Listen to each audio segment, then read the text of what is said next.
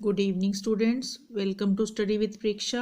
आज हम आपके लिए लाए हैं कक्षा 8वीं की उड़ान में सामाजिक और राजनीतिक जीवन का पाठ 9-10 जन सुविधाएं, कानून और सामाजिक न्याय। ये पृष्ठ नंबर 187 पर है, जिसमें आपको ग्रामीण और शहरी, निर्धन और धनी, इन दोनों के निवासियों, दोनों तरह के लोगों के जीवन में जो अंतर है वो लिखना है। कार्यपत्रक 1 में आपने बताना है ग्रामीण क्षेत्रों में आजीविका और शहरी क्षेत्रों में आजीविका के साधनों की तुलना करके एक लिस्ट बनानी है, सूची बनानी है। तो ग्रामीण क्षेत्र में आजीविका के साधन क्या होते हैं? कृषि, लघु उद्योग यानी कि खेती से जुड़ा हुआ सामान, लोहार बनाएगा, तेली तेल निकाल देगा फसल लेकर के, वहाँ दरियाँ खेस बुनने वाले लोग भी होते हैं। जो उद्योग घरों में कम पूंजी से लगाए जाते हैं उन्हें हम लघु उद्योग कहते हैं। इन उद्योगों में बना माल सीमित क्षेत्र की ही आवश्यकताएं पूरी कर सकता है। दुकानदारी, गांव में कोई छोटी मोटी दुकान खोल लेंगे या फिर खेतों में मजदूरी करेंगे। शहरी क्षेत्र में आजीविका के क्या साधन हैं? मजदूरी, निर्माण स्थलों पर मजदूरी करना या फैक्ट्रियों में मजदूरी करना, दुकानदारी करना, ऑफिसेज में क्लरिकल काम करना, डॉक्टरी या टीचिंग संबंधी नौकरियां। तो ये लिस्ट है मजदूरी, कारखानों में काम करना, दुकानदारी, कार्यालयों में काम करना, चिकित्सा व शिक्षा संबंधी नौकरियां। ये अंतर है दोनों में।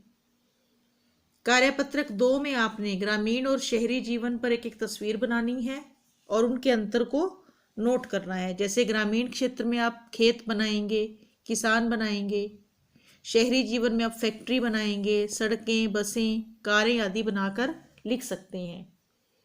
कार्यपत्रक 3, अगस्त 2005 में एक सरकार ने बिजली का किराया बढ़ा दिया।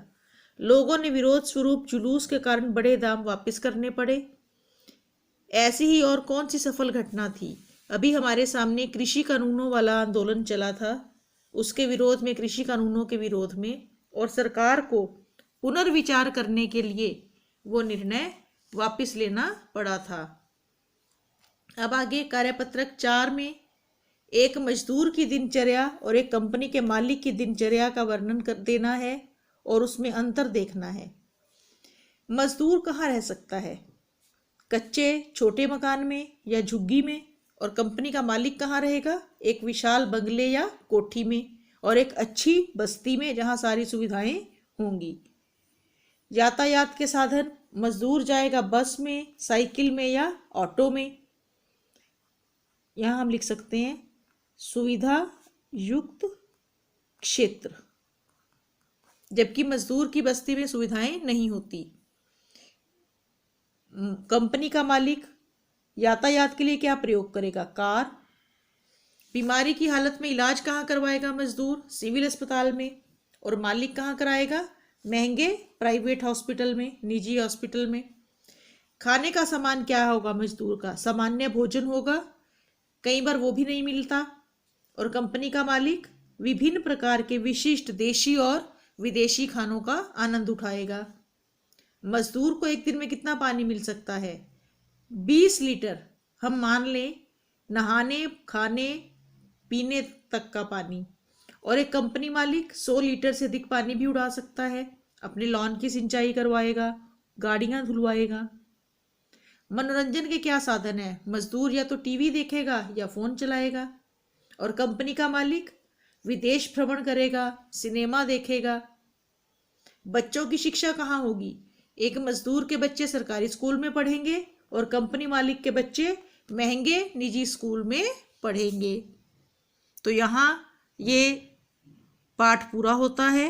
देखते रहिए स्टडी विद प्रेक्षा 5483। धन्यवाद।